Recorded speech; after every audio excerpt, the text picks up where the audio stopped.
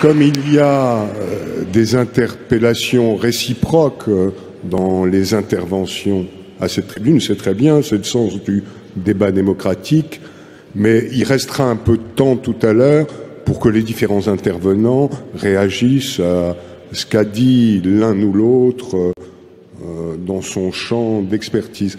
Je cède tout de suite la parole à Alain Vélo, président du collectif Racine, les enseignants patriotes. Vous êtes professeur de philosophie à Nantes, c'est ça? Exactement, enfin dans la banlieue de Nantes, oui. Madame la Présidente, Mesdames, Messieurs, laissez-moi tout d'abord vous remercier pour votre invitation à m'exprimer à l'occasion de votre session annuelle au nom du mouvement politique que je représente aujourd'hui devant vous, le mouvement patriote qui soutiendra la candidature de Marine Le Pen à l'élection présidentielle. Sachez ensuite qu'en charge des questions scolaires au sein de ce mouvement, j'ai bien sûr pris connaissance et avec le plus vif intérêt de votre livre ouvert de propositions pour l'éducation. On ne manque pas d'y percevoir la conscience qui est la vôtre des enjeux, de l'importance primordiale de l'école dans la réussite individuelle et collective des enfants et des jeunes que la nation lui confie. Soyez enfin convaincus que je me félicite de la démarche qui est la vôtre, inviter de la sorte à prendre tour à tour la parole des responsables politiques issus de différents partis et mouvements manifeste votre attachement au pluralisme des positions et des expressions et donc votre souci d'une démocratie active et vivante. Toute chose me conduisant à me prêter du meilleur gré à l'exercice que vous proposez, même si les positionnements que je soutiendrai aujourd'hui devant vous et dont je tiens à préciser d'emblée qu'ils ne présagent pas, sans restriction du moins, des propositions que la candidate Marine Le Pen choisira de faire aux Français. Son projet pour la France ne sera connu que fin janvier ou début février, même si ces positionnements, donc, iront souvent à l'encontre des propositions portées par votre livre ouvert. Plus que sur une proposition en particulier, c'est de fait sur les constats que vous dressez que je vous rejoins surtout. Oui, et pour vous citer, notre pays tend à se diviser en communautés, à perdre de vue un bien commun pour lequel s'engager et se battre. J'ajouterai simplement que lutter contre la montée des communautarismes qui fragmentent la société et la menace des conflits les plus graves passe par une éducation visant à donner le sentiment d'une commune appartenance à la seule communauté qui vaille, la nation. Oui, et pour vous citer encore, on voit aujourd'hui que les inégalités grandissent entre établissements, au détriment des plus fragiles. Et j'ajouterai que ces inégalités n'ont malheureusement cessé de croître depuis une bonne trentaine d'années, que l'école a bel et bien cessé, et depuis longtemps, d'être un vecteur d'égalité, et cela, c'est l'œuvre commune des politiques de droite comme de gauche. Alors, je vous rejoins totalement sur cette proposition particulière visant à renforcer, dans le cadre des enseignements, le sens de l'engagement civique et citoyen. C'est en effet un impératif de premier ordre face à la montée des communautarismes. Mais, à votre différence, je ne crois pas du tout que l'EMC, l'enseignement moral et civique, fournisse le cadre où ce très légitime objectif puisse être atteint. L'instruction civique, on le sait, est un vœu pieux des ministres successifs et, en guise d'instruction civique, les différentes politiques conduites ont en fait accouché, pour citer les deux plus récents avatars, de l'ECJS et de l'EMC, qui ne sont pas des enseignements à proprement parler. Pourtant, un véritable enseignement civique n'a jamais été autant qu'aujourd'hui nécessaire. C'est pourquoi l'une de nos propositions est justement de remplacer l'EMC par un enseignement à part entière que nous proposons d'intituler Civisme et droit, qui sera dispensé par un corps d'enseignants spécifiquement recrutés. Nous prévoyons la création d'un CAPES de droit et qui sera sanctionné non pas sur la modalité du contrôle continu, mais par une épreuve terminale à l'examen du bac. Concernant le deuxième point, savoir les inégalités croissantes entre établissements, si je ne puis donc que vous rejoindre totalement sur le constat et déplorer avec vous la situation, je me situe par contre en opposition totale avec les propositions que vous faites, particulièrement lorsque vous envisagez de donner davantage d'autonomie aux établissements scolaires, je vous cite, notamment sur l'élaboration du projet pédagogique et le recrutement des enseignants. Alors que vous envisagez comment combler les écarts d'égalité entre établissements, les solutions que vous avancez vont, de notre point de vue, dans le sens de plus d'inégalités encore. Je voudrais dire à l'encontre de ces solutions tout mon attachement, tout notre attachement à l'égalité républicaine, égalité de tous les élèves devant les enseignements dispensés, quelle que soit la zone géographique de leur établissement, que garantissent des programmes nationaux, comme la stricte égalité au niveau des critères de recrutement des enseignants. Que les inégalités grandissent entre établissements, pour vous citer encore, et ce constat ne peut donc qu'être partagé, ne traduit nullement la faillite d'une administration au niveau national, mais est au contraire la conséquence directe de trop d'autonomie octroyée aux établissements. Pour notre part, nous proposons de restreindre l'autonomie des établissements secondaires, mais que des marges supplémentaires d'autonomie, par contre, pour des raisons intrinsèques, soient laissées aux établissements primaires. Il faudra donc, au contraire de ce que vous envisagez, recentraliser l'administration de l'éducation nationale, au moins partiellement et provisoirement, car c'est la première condition de la réforme et tout particulièrement des mesures d'urgence. Cette recentralisation s'impose non seulement donc pour combler les inégalités entre les établissements, mais aussi et surtout pour que l'école redevienne un vecteur d'égalité entre les élèves. Le constat s'impose à nous tous, jamais l'école n'a été aussi inégalitaire que possible. Les inégalités sociales d'origine s'étant trouvées amplifiées à mesure qu'ont été revus à la baisse les contenus enseignés et le niveau d'exigence.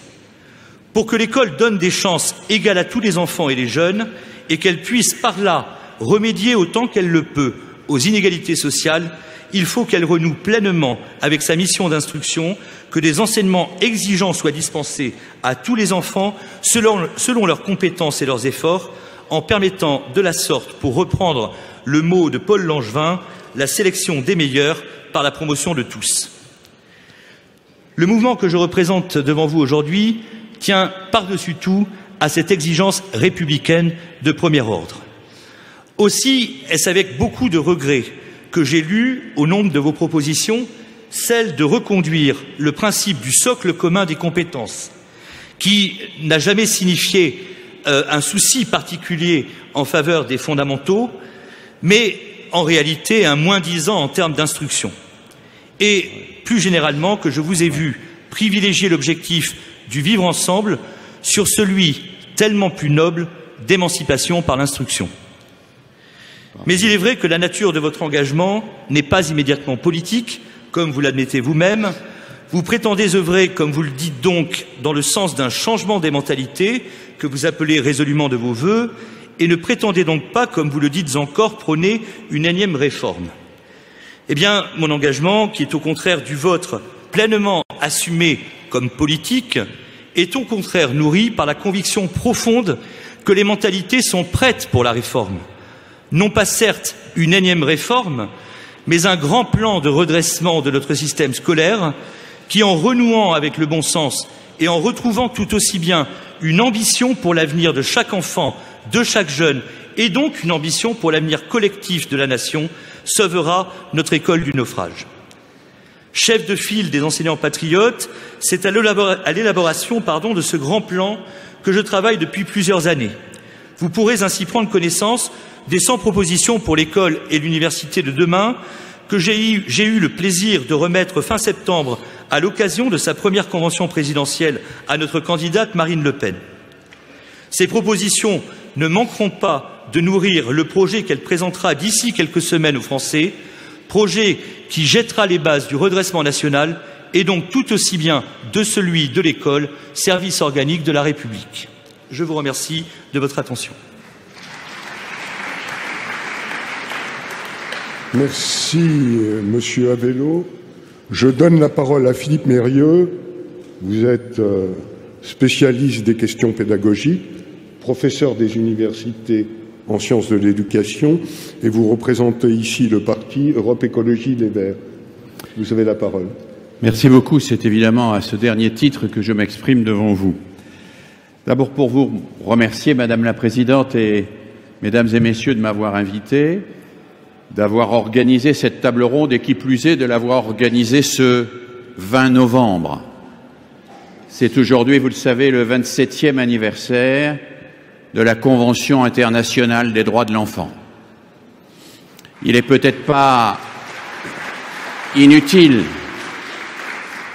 lors du 27e anniversaire de la Convention internationale du droit de l'enfant dont la France est signataire, de rappeler que sur Terre aujourd'hui, plus de 10% des enfants sont dans des situations de guerre, plus de 25% sont à peine dans des situations de survie matérielle, plus de 35% ne bénéficient d'aucune scolarisation, et qu'en France même, cela a été rappelé tout à l'heure, on estime à 1 200 000 familles, les familles en difficulté pour scolariser leurs enfants.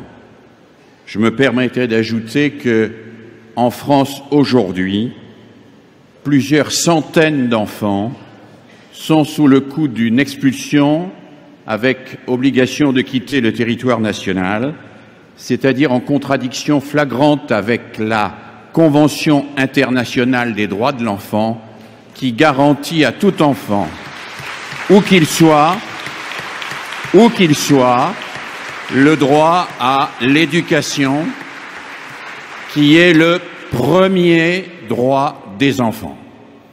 Et c'est bien parce que le droit à l'éducation est le premier droit des enfants que je ne peux que m'inscrire dans ce qui a été évoqué tout à l'heure sur la nécessité que chacune et chacun de nos enfants maîtrise les savoirs fondamentaux, lire, écrire, compter, mais aussi penser et pas simplement consommer, comprendre et pas simplement réagir de manière pulsionnelle. Vous nous avez astreint à un exercice en 3 temps et je vais, comme mes collègues, tenter de jouer le jeu. Qu'est-ce qui me paraît, par rapport au projet qui est celui de l'écologie politique et dans lequel je me retrouve, qu'est-ce qui me paraît devoir être valorisé aujourd'hui? Eh bien, c'est tout ce que vous développez, et ça vous paraîtra tout à fait normal dans la deuxième partie, autour d'une éducation ouverte au monde. Ce qui ne veut pas dire ouverte aux 4 vents, ni ouverte à n'importe quoi. Une éducation ouverte au monde, c'est d'abord une éducation qui, pour l'enfant, est ouverte aux choses. Et je me permettrai d'insister ici devant vous aujourd'hui sur le déficit majeur que représente pour un nombre très important d'enfants la coupure, la rupture radicale avec la réalité des êtres et des choses, réalité remplacée aujourd'hui par la virtualité des écrans. Un certain nombre de nos enfants en banlieue ne savent pas comment se font les œufs et croient de tout à fait bonne foi que c'est en criant sur les tomates qu'on les fait pousser plus rapidement. Je pense que nous avons besoin, plus que jamais, de retrouver pour nos enfants le droit au réel, le droit au concret, le droit à ce qui leur permet de mettre la main dans la boue, dans la terre, à fabriquer et à découvrir à la fois les contraintes de la fabrication et les joies de la création. Je crois en ce sens qu'il nous faut effectivement, comme vous le dites, une école qui a besoin de sortir d'un caractère exclusivement spéculatif des études. Et je voudrais souligner, sans être trop long à cet égard, que tous les travaux dont nous disposons montrent qu'il n'y a pas contradiction, mais complémentarité entre l'activité que l'on appelle manuelle et l'activité que l'on appelle intellectuelle. C'est bien parce qu'un certain nombre d'enfants sont privés du rapport aux objets qu'ils sont aujourd'hui dans une activité intellectuelle complètement pathologique. C'est bien parce qu'ils n'ont pas cette régulation par le faire qui sont aujourd'hui dans une activité intellectuelle particulièrement préoccupante et qui relève systématiquement de l'exaspération pulsionnelle. Alors oui, nous sommes pour ouvrir l'école à ce quotidien-là. Nous sommes pour l'ouvrir aux activités artistiques. Nous sommes pour l'ouvrir également aux activités matérielles. J'ai eu la chance l'an dernier de visiter avec Boris Cyrulnik un pays comme la Finlande, qui n'est pas particulièrement mal placé dans les classements internationaux, et où chaque élève trouve tout naturel de passer 3 jours en cuisine à aider les cuisiniers, 3 jours auprès des personnels de service à travailler au service de l'école et 3 jours à la documentation pour aider les documentalistes. Les enfants découvrent là la réalité du métier et des métiers de l'école. Ils découvrent là ce que c'est que la vie, pas une vie où les autres sont à son service, mais une vie solidaire. Je crois également à la nécessité d'ouvrir l'école sur tous ceux et toutes celles qui peuvent l'enrichir, et en particulier l'artisanat de proximité. Beaucoup d'enfants, nous le savons et vous le dites dans votre document, manquent terriblement d'imagination sur leur avenir. Beaucoup d'enfants vivent dans le fantasme, l'illusion qu'ils vont gagner beaucoup d'argent dans des open space, alors que nous savons qu'ils seront à la fois plus heureux, plus épanouis sur le plan personnel, mais peut-être aussi sur le plan social, à être ébénistes dans un petit village. Mais ils ne le savent pas, ils ne le comprennent pas parce que l'artisanat leur est caché, parce que l'artisanat de proximité ne leur est jamais présenté directement et qu'ils ne le rencontrent jamais au quotidien. Oui, il existe en Finlande 2 demi-journées, une demi-journée pour les garçons et pour les filles consacrée au métier du bois et de la mécanique, et une demi-journée pour les garçons et pour les filles consacrée à tous les métiers de l'intérieur et de la couture. Et au cours de ces 2 demi-journées, les enfants ne perdent pas leur temps, mais découvrent non pas ce dans quoi ils vont échouer, mais ce qui peut-être leur permettra de rattraper leur échec et de réussir dans d'autres domaines. Alors oui, nous sommes favorables à cette ouverture-là. Nous sommes favorables aussi à une ouverture par l'entraide. Le système éducatif français, fondé, ça a été rappelé par Jules Ferry, mais aussi par Napoléon et par Guizot, misait considérablement sur l'entraide entre élèves, et en particulier l'entraide entre les plus grands et les plus jeunes. Cette entraide, nous nous en sommes privés en regroupant systématiquement les élèves en fonction du même âge, du même niveau et du même exercice que l'on peut effectuer exactement en même temps. Nous nous privons là d'une ressource absolument colossale qui est la ressource de l'interaction entre pairs. Nous nous privons là également de la ressource de l'interaction entre générations.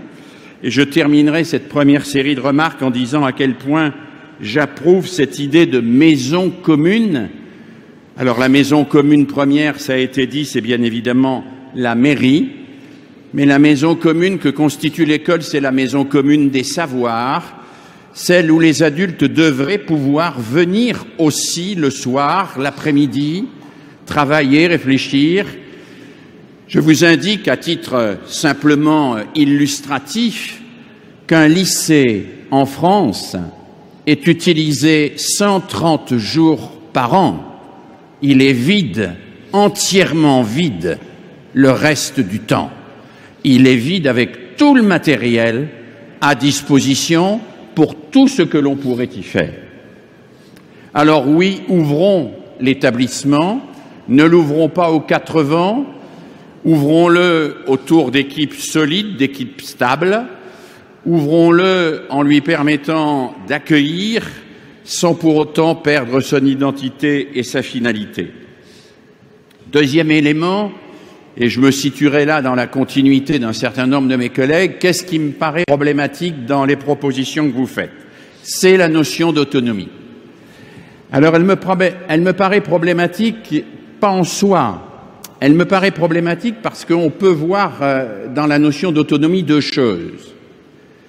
La notion d'autonomie, ça peut être, et malheureusement un certain nombre d'expériences internationales montrent que ça le devient facilement, la mise en concurrence et la logique du marché. Ça peut être ça, l'autonomie. L'autonomie, ça peut être effectivement la liberté pour recruter de bons professeurs dans de bons établissements avec de longues listes d'attente, à la fois pour les enseignants mais aussi pour les élèves. Et pour les élèves, eh bien, qui ne trouveront pas de place dans les bons établissements, des établissements garderies, où, ma foi, de manière autonome, on fera le minimum. Cette autonomie-là, me semble-t-il, est une autonomie dangereuse. Elle est dangereuse à la fois parce qu'elle est génératrice d'inégalités, elle est génératrice de concurrence, elle est également génératrice de communautarisme religieux, mais aussi idéologique. On peut imaginer, à terme, toute une série de communautarismes scolaires dans un domaine ou dans un autre. En revanche, il y a une autre manière de concevoir l'autonomie. Et elle a été évoquée par ma collègue, et je fais mienne totalement sa formule. Nous avons aujourd'hui un système qui est jacobin sur les modalités et girondin sur les finalités. Qu'est-ce que ça veut dire? Ça veut dire qu'entre, moi je suis lyonnais, entre le lycée du Parc, qui scolarise les meilleurs élèves, et le collège Jeanne d'Arc à Dessines, collège d'établissement privé qui fait un effort considérable pour les élèves en grande difficulté, qu'entre les deux, le plus laïque n'est pas nécessairement celui que l'on pense.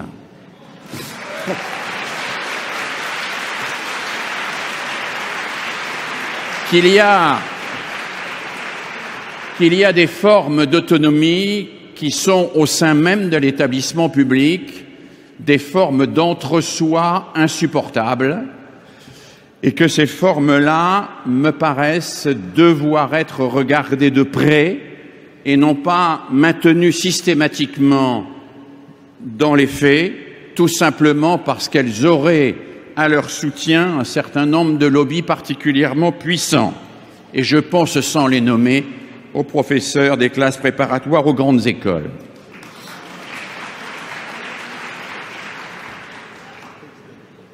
Alors oui, il y a moyen de penser l'autonomie autrement. Il y a moyen de penser une autonomie dans les objectifs, mais une autonomie autour d'un cahier des charges qui soit très précis, cahier des charges qui s'impose à tous les établissements. Tout établissement doit expliquer comment il a des relations avec les parents et comment il les construit. J'étais il y a quelques jours dans la vallée de la Plasturgie, près d'Oyonnax, où les 2/3 des parents sont turcs et ne parlent que le turc. Pour communiquer avec eux, il n'y a qu'une solution, c'est la radio locale et l'interprète. On n'a pas d'autre solution. Il faut cette autonomie-là. On ne peut pas imposer une modalité de participation des parents. On peut dire les parents doivent être associés. Il faut qu'ils soient associés. Après, on peut aussi considérer qu'il est de la responsabilité locale d'associer les parents de la manière la plus autonome et en fonction des besoins locaux qui peuvent émerger. Aujourd'hui, qu'est-ce qu'on mesure? On mesure le nombre d'heures effectuées par les établissements dans chaque discipline. Pour tout le reste, tout le monde fait ce qu'il veut. On fait ce qu'il veut on fait ce qu'on veut en matière de formation des délégués d'élèves. Il y a des établissements qui les forment très bien, d'autres qui les forment pas, d'autres qui les élisent à peine. Certains sont élus en fratrie. Le frère ou la sœur prononce automatiquement la succession du précédent. Il n'y a pas de cahier des charges sur comment on forme les élèves à la démocratie représentative. On fait ce qu'on veut. En revanche, 4 heures de maths en 6e, ça c'est impératif, on n'y touche pas. Il y a un certain nombre de phénomènes sur lesquels on ne touche pas, on ne revient pas, alors qu'il y a un certain nombre d'autres phénomènes qui me paraîtraient devoir être regardée et approfondie d'une manière extrêmement forte. Donc je suis favorable, nous sommes favorables à une autonomie des modalités autour de finalités clairement définies par la puissance publique. Un établissement doit avoir des relations avec les parents citoyens. Un établissement doit former des représentants des délégués d'élèves. Un établissement doit avoir une politique documentaire. Un établissement doit avoir une politique dans un certain nombre de disciplines et cette politique doit être claire, elle doit être affichée. Maintenant, les équipes d'établissement doivent être mises dans des situations de responsabilité. Elles peuvent, de manière tout à fait responsable, faire cela comme elles le souhaitent. Troisième élément avec lequel je suis, non pas en désaccord puisqu'il ne figure pas, mais qui me semblerait important d'intégrer à l'intérieur de votre travail. D'abord, je voudrais me faire ici, c'est un peu mon rôle, excusez-moi de le prendre au pied de la lettre, le défenseur des petites classes rurales. Je crois qu'il se joue là, en France aujourd'hui, à travers une notion qu'il faudrait beaucoup interroger, qui est la notion d'économie d'échelle, quelque chose d'extrêmement pervers.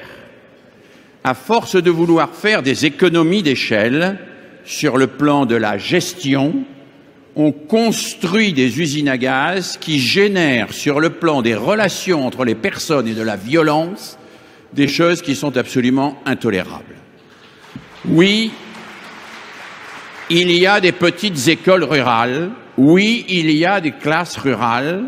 Ces classes rurales ne doivent pas être fermées, contrairement à ce qui est en train de se passer encore aujourd'hui. Elles ne doivent pas être systématiquement regroupées parce que le tissu rural a besoin de ce tissu scolaire pour l'irriguer en profondeur. Permettez-moi, puisque c'est aussi un élément qui ne fait pas partie de vos propositions, de dire à quel point il me semble y avoir un problème de dotation en matière d'établissements privés et publics.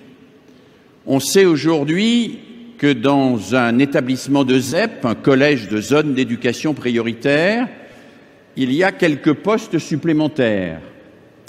Mais si on calcule ce que l'on appelle le budget consolidé, c'est-à-dire que si on regarde le coût des postes des gens qui sont implantés là, avec leur ancienneté, si on regarde le nombre de sections, le nombre de langues, le nombre de possibilités offertes, alors que dans un collège de ZEP, il y en aura beaucoup moins, qu'il y aura essentiellement des débutants, qu'il y aura essentiellement des contractuels et des vacataires, on s'aperçoit que officiellement nous donnons 1,3 pour un collège de ZEP quand nous donnons 1 pour un collège de centre-ville, alors qu'en réalité nous donnons 0,6 pour un collège de ZEP quand nous donnons 1 pour un collège de centre-ville. Nous sommes dans une hypocrisie absolue qui fait que l'argent va systématiquement aux riches. Alors la ministre de l'Éducation nationale a fait une proposition il y a déjà 2 ans qui a fait l'objet d'une expérimentation, certes timide, mais que pour ma part je considère comme étant la ligne directrice de ce vers quoi nous pourrions aller, c'est de proportionner systématiquement le budget consolidé de tout établissement, consolidé c'est-à-dire avec les salaires, au niveau social des élèves qui y sont scolarisés. Et cela aussi bien pour les établissements publics que pour les établissements privés sous contrat d'association. Je pense qu'une telle mesure est un peu complexe à mettre en œuvre. Nous avons des simulations, elles existent déjà, y compris au sein du ministère de l'Éducation nationale, mais elles ne seraient que justice au regard de l'accroissement des inégalités qui est le phénomène majeur, malheureusement, de l'évolution de notre système éducatif. Merci de votre attention.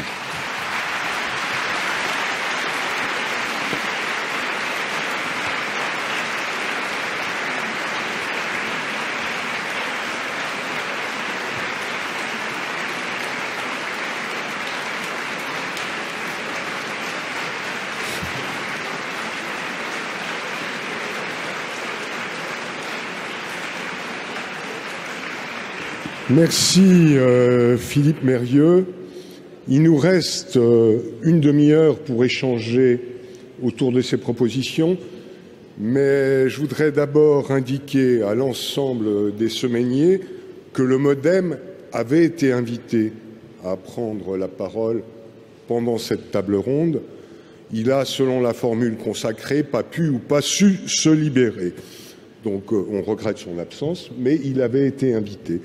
D'autre part, à ce stade du débat, on voit bien que des propositions nombreuses, des réponses nombreuses viennent amender, compléter, enrichir ce que les semaines sociales ont imaginé.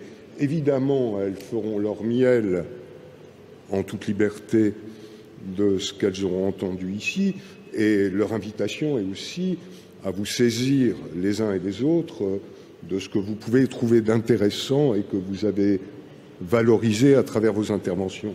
Maintenant, il s'est dit, pendant cette table ronde, un certain nombre d'autres choses sur des sujets évoqués par les semaines sociales qui sont fortement clivants. Est-ce que l'un ou l'autre souhaite intervenir sur un point qu'il a entendu pendant cette table ronde?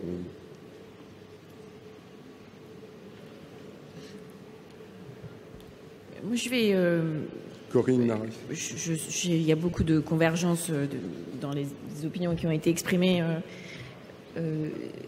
sur plusieurs propositions, en particulier effectivement sur l'autonomie, donc je ne vais pas y revenir parce que ça a été très développé. Je note justement que ce qui était intéressant, c'était de voir que c'est Annie Genevard du Parti républicain qui est la seule à s'être prononcée totalement pour cette forme d'autonomie, et c'est finalement très cohérent avec c'était attendu parce que c'est très cohérent avec une vision des 7 candidats à la primaire de la droite aujourd'hui qui va vers alors malheureusement elle n'est pas là pour répondre, mais qui va, on a entendu en particulier dans le dernier débat jeudi soir vers une école clairement de plus en plus libéralisée, qui remet en cause en fait ce qui est censé être l'école publique. Et donc le fait que ça soit tout à fait normal pour eux d'aller vers une école de la concurrence entre établissements, que c'est leur ligne idéologique en fait, ça confirme cela, ça confirme en fait un système, ceux qui veulent faire de l'école publique, c'est un système de la concurrence et un système de la sélection le plus tôt possible. Parce que l'autonomie totale, ça peut aussi conduire à ça. On les a entendus proposer l'apprentissage, revenir à l'apprentissage à 14 ans, l'orientation des élèves dès 11 ans, ce qui est quand même hallucinant. Enfin, on sait très bien que le cerveau humain est encore en formation jusqu'à l'âge d'au moins 16-17 ans. Donc, dire qu'on doit limiter des enfants, alors les exposer à toutes sortes, je suis tout à fait d'accord, les ouvrir à toutes sortes d'activités diverses et variées pour qu'ils se rendent compte de leur talent et de leur goût et qu'ils envisagent toutes sortes de métiers, c'est très important, mais vouloir les sélectionner et les enfermer aussitôt, ça n'est pas acceptable. Donc je pense que ça c'est une divergence très très claire. Je pense que c'était très intéressant de voir que Alain Vélo, qui soutient Marine Le Pen, est aussi contre la question d'autonomie. Ceci étant dit, je me pose un petit peu la question de ce qu'il y met, parce que dire que c'est parce qu'il faut absolument recentraliser et parce que c'est la meilleure façon de lutter contre les inégalités sociales, on voit bien que là il y a une contradiction. Parce qu'on voit bien, et Philippe Mérieux en parlait, qu'on a besoin d'avoir une forme quand même d'autonomie locale pour justement mieux s'adapter et mieux lutter contre les inégalités sociales. Et puis Paul Vannier en a déjà fait la liste, donc je ne vais pas y revenir, mais la pratique des élus FN quand ils sont au pouvoir, quand ils sont dans des communes, qui est effectivement de retirer la cantine gratuite aux enfants de chômeurs, voilà, c'est pas très représentatif d'une politique qui veut vraiment lutter contre la pauvreté et les inégalités sociales à l'école. Donc voilà, ça c'est des contradictions. Et puis quand même sur ce que disait aussi Annie Genevard sur le fait qu'elle a un problème avec le concept de la maison commune.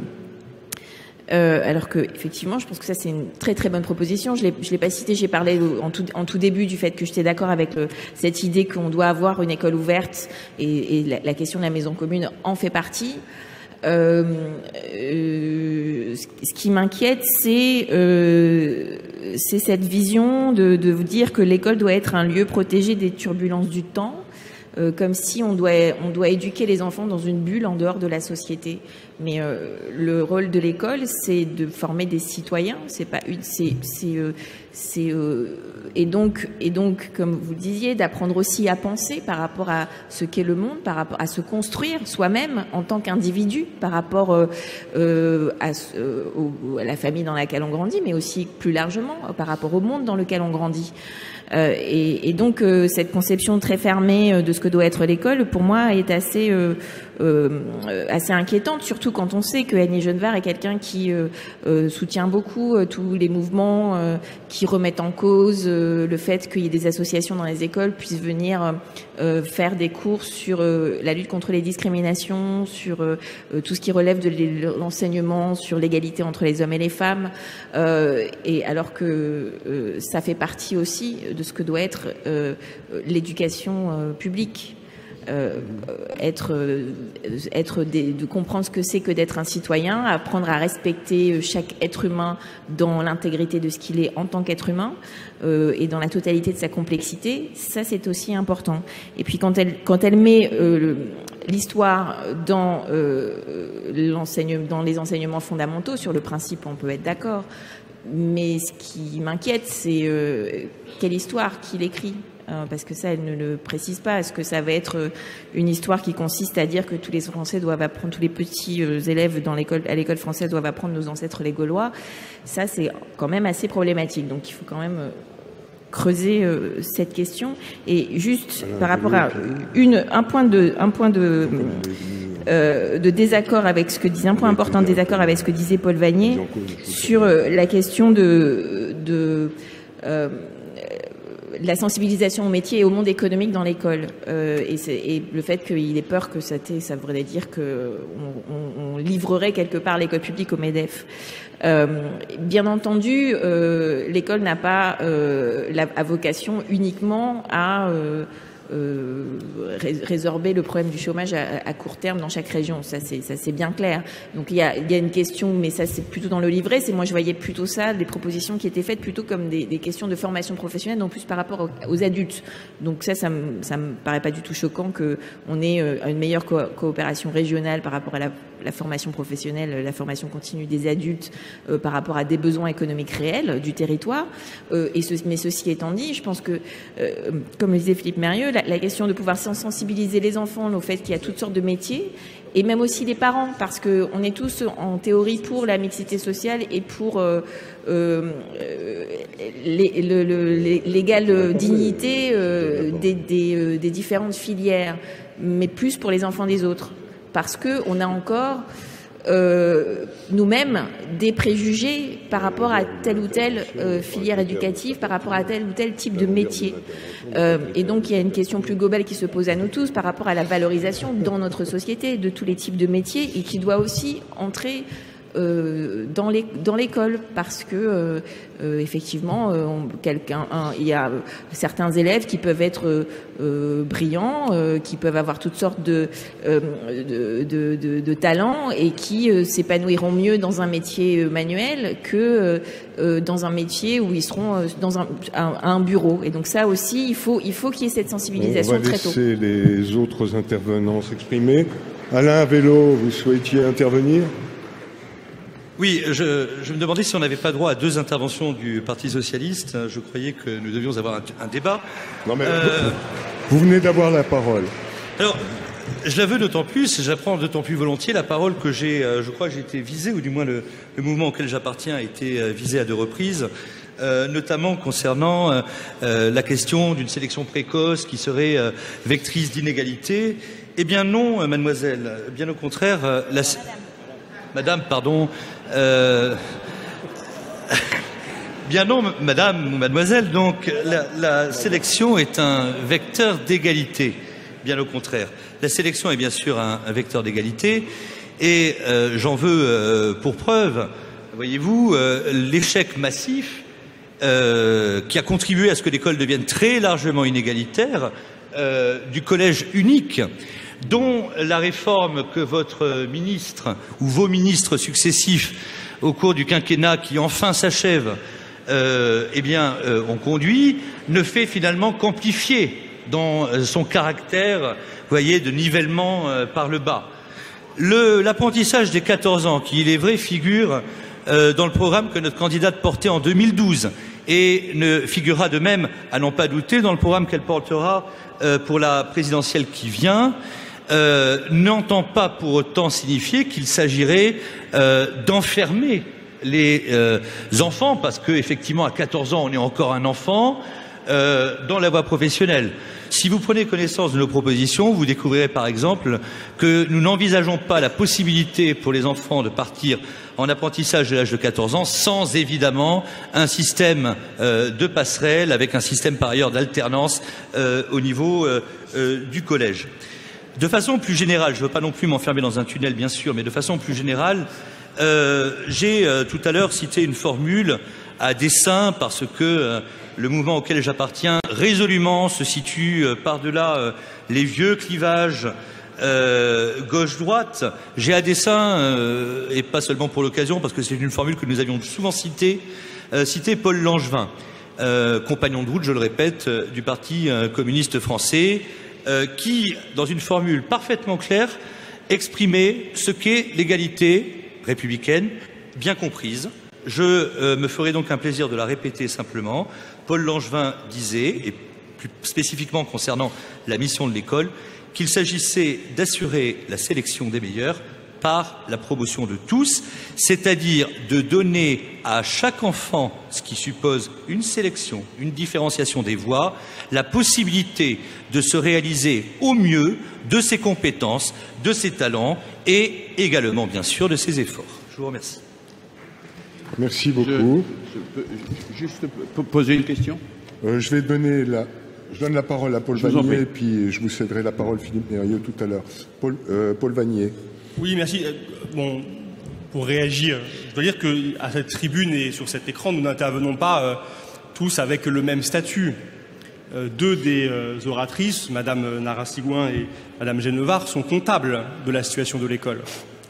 Elles sont les représentantes de partis qui, ces 10 dernières années, sont au pouvoir et donc ont mis en œuvre les politiques qui sont à l'origine d'une situation absolument dégradée. Si bien que j'avoue un certain malaise quand j'entends Madame Genevard évoquer la nécessité de préserver d'influences extérieures les établissements scolaires et quand je me rappelle, moi, que Nicolas Sarkozy a signé des partenariats avec l'Institut de l'entreprise, avec l'Éducation nationale et MEDEF, Éducation nationale et tant d'autres entreprises encore. Même malaise quand j'entends Madame. Il a supprimé 3 heures de cours. Même. Et il a supprimé, oui. 3 heures de cours. Que le Parti socialiste n'a pas rétabli en arrivant au pouvoir. Et quand j'entends Madame Narassiguin venir nous dire qu'il faut se méfier d'une autonomie qui serait exacerbée, moi je me rappelle le décret Hamon, je constate aujourd'hui les effets de la réforme du collège, je sais ce que sont les campus des métiers qui soumettent dans les territoires le service public d'éducation aux besoins des grandes entreprises. Imaginez que pas très loin d'ici, en Seine-et-Marne, Walt Disney et Manpower ont des partenariats avec des lycées, avec des IUT, avec des BTS pour que ces établissements offrent la main-d'œuvre attendue par ces entreprises. Ça, c'est la loi Peillon de 2014. Il y a donc cet héritage, celui d'une école fermée par jour depuis 10 ans. Plus de 3300 écoles ont fermé, on parlait des écoles rurales, de la nécessité de les préserver. 3300 ont fermé depuis 2007, depuis le début de cette grande période de régression pour l'école. Et ce massacre, il a en partie touché la voie professionnelle. Et je vais rapidement l'évoquer parce que peut-être qu'on n'en a pas suffisamment parlé ce matin, la voie professionnelle et la voie technologique. C'est la question des métiers que M. Mérieux a à juste titre évoquée. Et ça n'est pas son développement chercher une fin utilitariste, justement, une fin qui serait réduite à la maîtrise de quelques compétences. Le développement de la voie professionnelle, il nécessite de réouvrir des lycées professionnels. 36 ont été fermés depuis 2012, plus d'une centaine depuis 2007. Des classes professionnelles ont fermé, des filières professionnelles ont fermé. Il y a là un enjeu absolument décisif que celui d'élever le niveau de qualification de ceux qui sortent du système scolaire, parce que notre économie est plus diversifiée, elle est plus spécialisée, mais parce que aussi nous rencontrons l'enjeu climatique, celui de la transition écologique, de la planification écologique de notre économie. Si nous ne relevons pas ce défi, si nous n'avons pas les ingénieurs, les techniciens, les chercheurs, les scientifiques capables d'assurer cette transition de notre économie, nous courons à la catastrophe. Voilà pourquoi il faut trouver un débouché progressiste. Et voilà pourquoi l'élection présidentielle de 2007 est l'occasion d'éviter finalement la prolongation du pire et peut-être un autre chemin que mon voisin a décrit, mon voisin qui cite à mauvais escient, sans doute, des grandes figures de l'histoire de l'émancipation par l'école. Philippe Mérieux, vous souhaitiez intervenir? Non, c'était une question à propos de notre collègue du Front National. J'ai bien entendu et je connaissais la citation de Vallon, l'égalité par la promotion de tous. La promotion de tous, j'aimerais que vous précisiez ce que vous y mettez très clairement derrière. C'est relativement facile de parler de la promotion de tous. Est-ce que, par exemple, vous êtes favorable à ce que tous les élèves de baccalauréat professionnel aient une épreuve de philo? Est-ce que vous pensez normal qu'un tiers des jeunes Français, 27% à peu près, parce qu'ils aient une préparation à... je ne sais pas, un métier comme soudeur ou ébéniste, ne puisse pas s'intéresser et discuter de questions aussi essentielles que la vie, l'amour, la mort. Alors vous qui êtes professeur de philo, monsieur, qu'est-ce que vous pensez de la promotion de tous dès lors qu'elle écarte un certain nombre de nos élèves de ce qui est le soubassement culturel fondamental à partir duquel ils peuvent construire leur vie? Vous avez donc une nouvelle fois la parole pour répondre à une interpellation. D'accord, je vous en remercie, mais je réponds effectivement à une interpellation. Je vois avec plaisir que M. Mérieux a pris connaissance des propositions que donc j'ai remises à Marine Le Pen. Tout à fait. Voilà, je vois cela avec plaisir, puisqu'il fait très exactement référence à l'une des propositions, encore une fois, je le redis, par précaution méthodologique. On verra ce que la candidate retiendra. Mais enfin, c'est une proposition effectivement que je lui ai faite et que j'assume pleinement. La proposition consistant dans la suppression de l'enseignement de la philosophie en terminale technologique. Et vous me renvoyez par ailleurs à ma fonction de professeur de philosophie. Bon, mais je vais vous répondre. Non seulement vous ne voulez pas l'étendre au bac pro, mais vous voulez en plus la supprimer du bac techno, si j'ai bien compris. Vous avez, je crois, Monsieur Mérieux, inspiré, ou en tout cas eu des liens très étroits avec plusieurs ministres de l'Éducation nationale. J'en veux pour preuve les fonctions que vous avez remplies, que vous avez tenues. J'en veux pour preuve l'influence que vous avez eue, le plus souvent extrêmement négative, à la tête de l'UFN de Lyon, ce temple du pédagogisme que fut l'UFN de Lyon. On peut s'en tenir aux faits. Bon, tenons-nous aux faits, j'en conviens.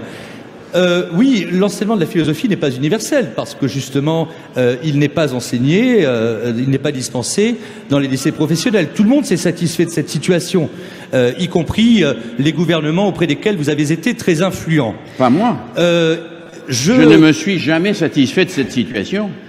Très pragmatiquement, parce que, voyez-vous, nous avons construit ces propositions sur la base des remontées du terrain. Le collectif que je préside est un collectif d'enseignants, c'est-à-dire de praticiens, et non pas les experts que vous fréquentez plutôt et dont vous êtes. Et il s'avère, voyez-vous, que très pragmatiquement, il apparaît que l'enseignement de la philosophie est quasiment impraticable à raison de 2 heures par semaine, je dis bien que telle est la raison, en série technologique. On demande aux élèves de série technologique d'être en mesure de réaliser des dissertations philosophiques comme leurs condisciples de terminale générale au bac, alors que la dissertation n'est dans l'ensemble plus guère pratiquée dans les années qui précèdent, et tout particulièrement en série technologique.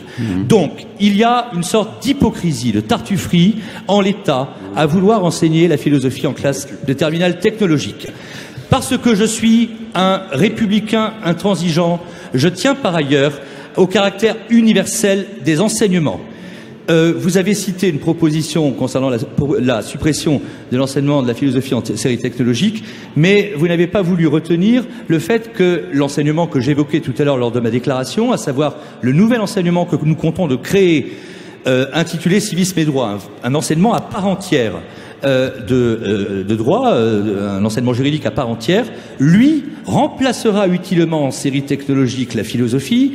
Et lui, selon nos propositions, a vocation à devenir pleinement universel, puisqu'il sera aussi bien dispensé en terminale générale, technologique que professionnel. Merci beaucoup. Si je peux me permettre juste, je crois que c'était en 1989, vous devez en retrouver les minutes, j'ai fait la proposition que l'enseignement du droit, en tant que tel, soit mis en place dès le collège et jusqu'à la terminale, et qu'il y ait un CAPES de droit qui soit ouvert précisément pour assumer cet enseignement. Donc je ne suis pas du tout hostile à l'enseignement du droit.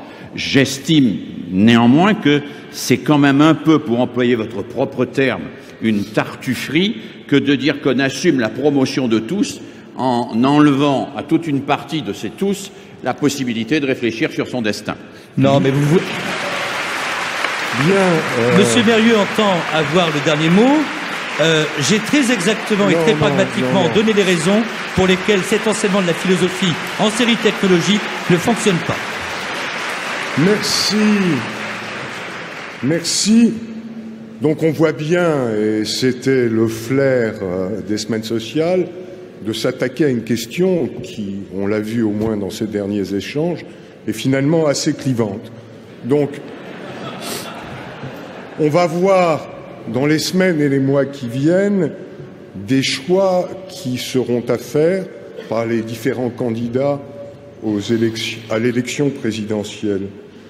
Les semaines sociales ont fait leurs propositions et les semainiers pourront mesurer, en regardant les programmes, à quel point leur contribution au débat aura éclairé ou pas telle ou telle position de tel ou tel candidat, et éventuellement d'en tirer des conséquences. En tous les cas, je tenais à remercier au terme de cette table ronde Madame Corinne Narassiguine,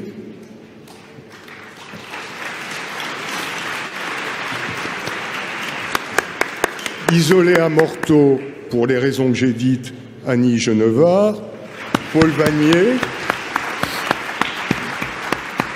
Alain Avello et Philippe Mérieux. Bonne journée à tous et à l'année prochaine.